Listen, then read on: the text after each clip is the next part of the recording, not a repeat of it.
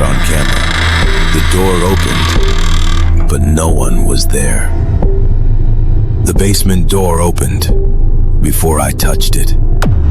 I was alone in that house. At least, I believed I was. I only came back to sell it. My father died 3 weeks earlier. No funeral, no visitors, no tears.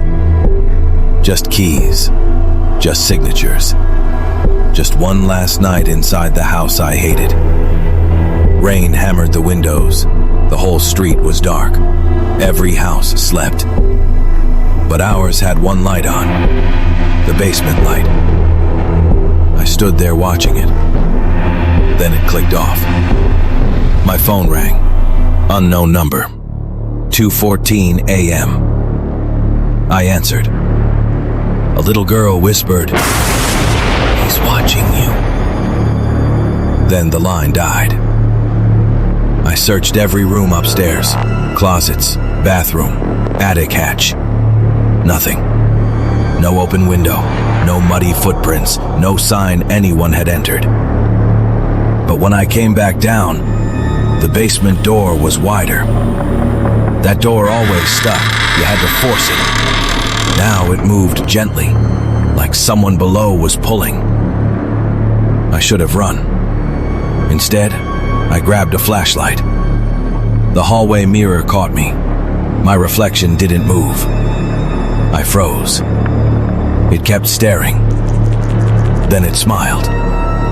I spun around. No one there. When I looked back, it matched me again. Then 3 knocks came below. Slow, even, patient. I stepped into the basement. Every stair groaned like it knew me. The air was freezing. Concrete walls, wet pipes, rusted shelves, boxes soaked from leaks. And drawings. Dozens of them. Crayon drawings taped everywhere. A house in the rain. A black room underground. A girl inside it. Every drawing had one name. Mara. My chest tightened. I knew that name. I just didn't know why. Then I saw a small metal door, hidden behind shelves, low to the floor. Locked. Beside it hung a brass key. My childhood key. The one I lost at 7. I picked it up. My hand shook. The lock opened. Inside was a narrow room. No windows. Thin mattress. Bucket in the corner. Scratches across the inside door. Deep scratches. Thousands of them. I found a recorder. I pressed play. Static first. Then my father's voice. "If she cries, turn the radio louder." Then my mother said, "Where is Evan?" My father laughed. "He thinks she's imaginary." My knees gave out. Then memory came back all at once. I was 7. I heard crying through the vents. I asked who was downstairs. My father said, "Pipes make noise." I believed him. But sometimes, I slid food under a hidden door. Sometimes, small fingers took it. Then a voice behind me whispered, "You remember now." I turned. A little girl stood there. Wet hair, bare feet, holding a rabbit doll. Eyes too tired for a child. Then she vanished. I ran upstairs. The basement stairs were longer now, far longer. Too long. When I reached the kitchen, 5 plates were set on the table. 5 forks, 5 glasses, 1 tiny cup. Steam rose from fresh food. My phone rang again. Unknown number. I answered. The little girl whispered, "You left me hungry." Then the lights went out.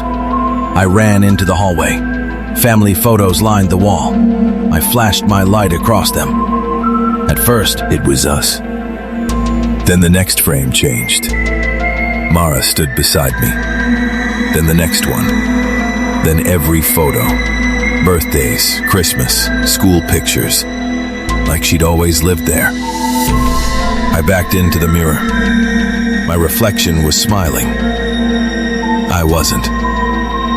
I smashed the glass. Every shard still showed that smile. Then footsteps ran upstairs, small feet, fast feet. I chased them. My childhood bedroom door was open. Inside, everything was untouched.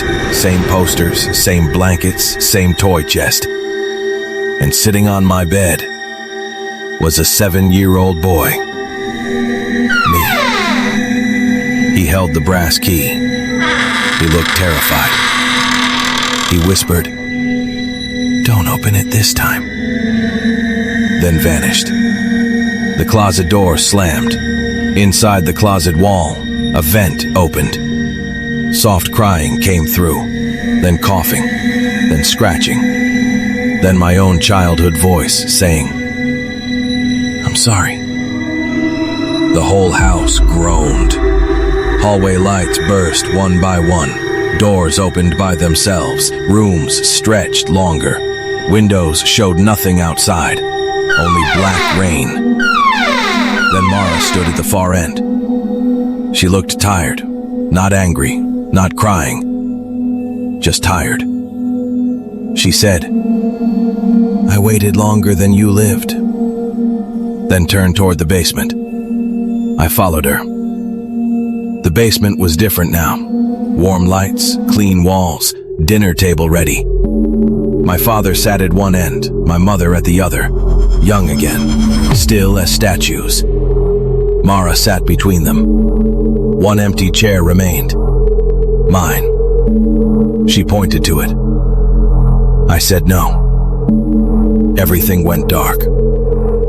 When the light returned, everyone was gone. Only the hidden room door stood open. Inside sat a hot plate of food, steam still rising. Then the door slammed behind me. I threw myself against it. No handle inside, only steel. Then I heard footsteps outside. Small footsteps. A sandwich slid under the gap. Tiny hand. Then a little boy whispered, "I'm sorry." My own voice. Time changed after that. Days passed in minutes, years in hours. My beard grew long, my skin thinned. The walls filled with drawings. A man trapped in a room, rain outside, a child feeding him. Then one night, I heard a car door shut upstairs. The front door opened. Adult footsteps entered the house. My own voice called out, "Hello?" The cycle had come back. I pressed my mouth to the gap, used every breath I had left, and whispered. The reflection smiled first.